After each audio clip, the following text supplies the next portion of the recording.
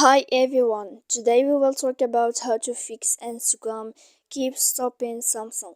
To know how to fix Instagram keeps stopping Samsung, you should just go to settings. As you see, you will click.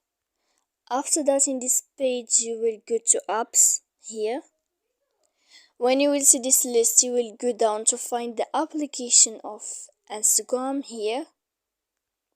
When you will see this list, you will enter to first stop, you will click here. When you will click here, you will click also storage and you will enter. When you will find this page, you will click clear cache. Then you will click clear data, and after all that you can update your application. So please don't forget to support us by like and subscribe. See you next time in another video, and thank you for watching.